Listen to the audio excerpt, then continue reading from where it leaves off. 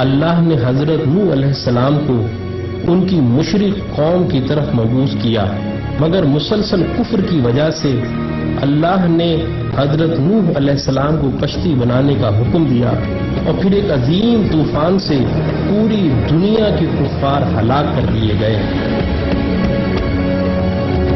اور یہ کشتی کوہ جودی پر آ کر ٹک گئی تھی۔ یہ کشتی آج کہاں ہے اور اس کی اصل حقیقت کیا ہے؟ آئیں آج ہم آپ کو دکھاتے ہیں۔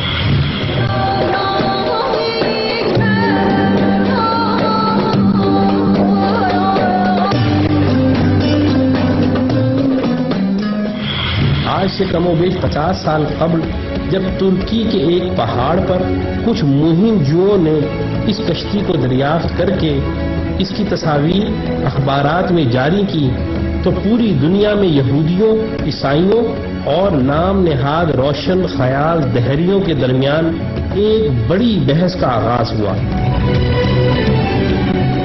کشتی کا انکار کرنے والوں نے بعض بہت ہی اہم اعتراضات اٹھائے، جس کا تسلی بخش جواب دینے میں یہودی اور عیسائی ناکام رہے، لیکن قرآن میں ان اعتراضات کا تسلی بخش جواب موجود ہے۔ انکار کرنے والے دہریوں نے پہلا اعتراض یہ اٹھایا کہ بغیر کسی ٹیکنالوجی کے 6000 سال قبل ایسی عظیم الشان کشتی بنانا ناممکن ہے جو مہینوں تباہ ہوئے بغیر سمندر میں اتنا وزن لے کر سفر کر سکے۔ قرآن کی سورہ قمر میں اس کا جواب اس طرح دیا گیا ہے کہ اور ہم نے نوح کو ایک ایسی کشتی میں سوار کیا تھا جو تختوں اور کیلوں سے تیار کی گئی تھی۔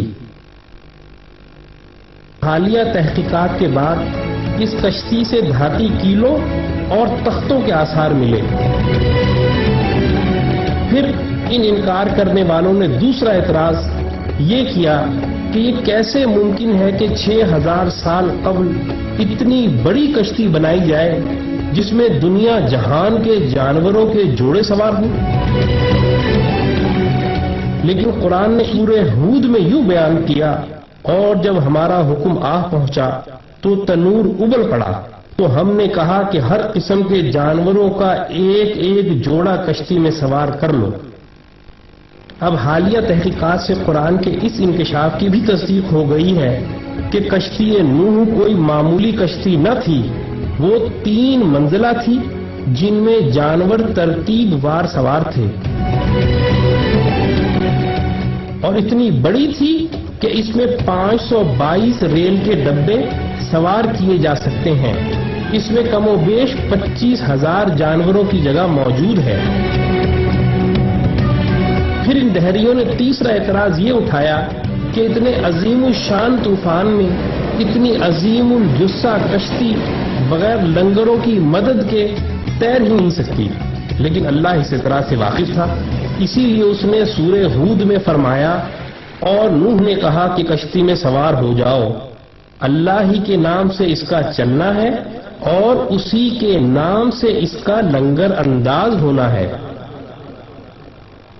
اور حیرت انگیز طور پر جس پہاڑ پر کشتی ٹھہری ہوئی ہے، اسی پہاڑ کے نیچے وادی میں بڑی بڑی چٹانوں پر مشتمل لنگر دریافت ہوئے ہیں۔ یہ کشتی نوح کے لنگر ہیں۔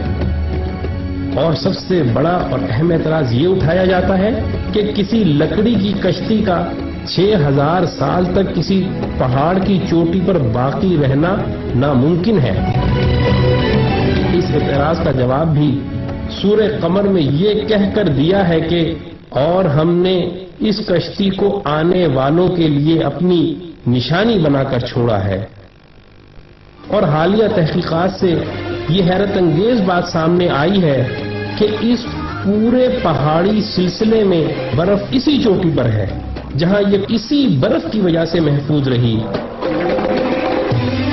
قرآن کا انکار کرنے والوں، اب بتاؤ ان عظیم آیات کے بعد اب کون سا اعتراض رہ گیا ہے جس کی بنا پر آپ قرآن کو اللہ کا کلام ماننے کے انکاری ہو؟